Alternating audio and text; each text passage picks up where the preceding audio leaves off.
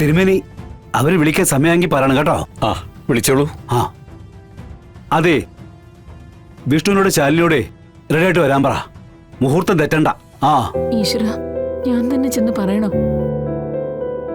നോക്കിയിരിക്കാതെ പോയി വിളിച്ചോളൂ അവരെ.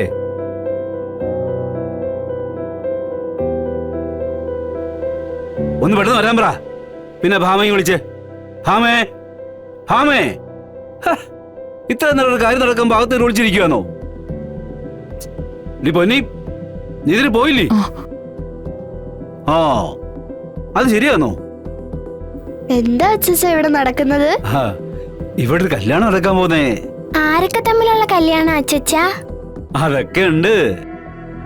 സമയമാകുമ്പോ മക്കളുമാര് കണ്ടാ മതി. അല്ല, മക്കളൊരു ഫോട്ടോ എടുത്തായിരുന്നോ? ഇല്ല. ഇല്ലേ?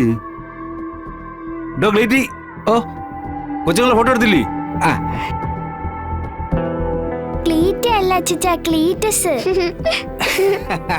അങ്ങനെ പറഞ്ഞു കൊടുക്കും മോളെ. ചുമ്മാ ചെലക്കൊന്ന് ഫോട്ടോ എടുക്കടാ. എടുത്തോളി കേട്ടെ. റെഡി.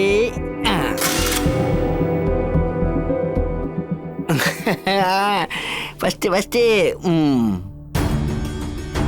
അമ്മാവാ, ഇനി അമ്മ ഒരു ഫോട്ടോ എടുക്കട്ടെ. ഒന്ന് ചിരിച്ചേ. അയ്യോ അമ്മാവ അങ്ങനെയല്ല, ഇങ്ങനെ ഇങ്ങനെ ഒന്ന് പറഞ്ഞു വിട. ചിരിക്കങ്ങോട്ട്. അത് മതി, അത് മതി.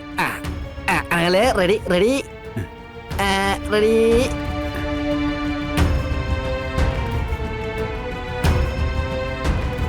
മോളെ,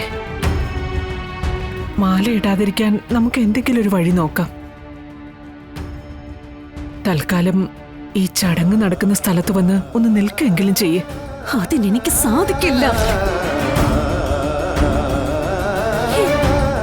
എന്റെ മനസ്സെന്താ നിങ്ങൾ ആരും കാണാത്ത? മോളെ, നിന്റെ മനസ്സിനെ വേദനിപ്പിക്കുന്ന രീതിയിൽ അവിടെ ഒന്നും സംഭവിക്കില്ല. അത് ഞാൻ ഉറപ്പു തരാം. പോരെ?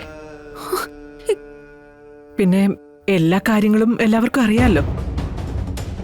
ഈ കഥയറിയാതെ ആട്ടം ആടുന്നത് രാഘവേട്ടൻ മാത്രം. മോള് താഴേക്കൊന്നും വാ. ഇനിയും വന്നില്ലെങ്കിൽ രാഘവേട്ടൻ ബഹളം വെച്ച് ഇങ്ങോട്ടേക്ക് കയറി വരും. അത് പിന്നെ നമ്മളെ കൊണ്ട് നിയന്ത്രിക്കാനും പറ്റില്ല.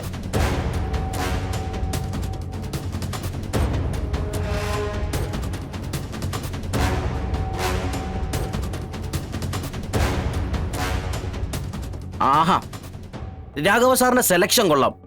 ഇപ്പൊ കറക്റ്റ് കല്യാണ ചെക്കൻ.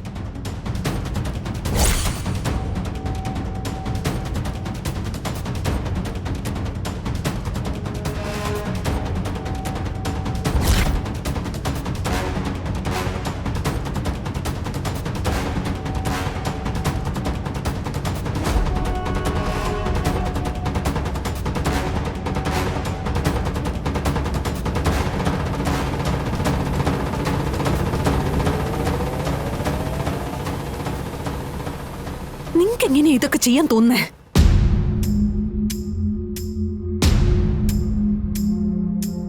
അവിടെ പൂജിച്ചു വെച്ച മാല എന്റെ കഴുത്തിൽ അഗ്നിസാക്ഷിയായി കെട്ടാനാണ് ഭാവമെങ്കിൽ ശാലിനി അവിടെ മരിച്ചു വീഴും.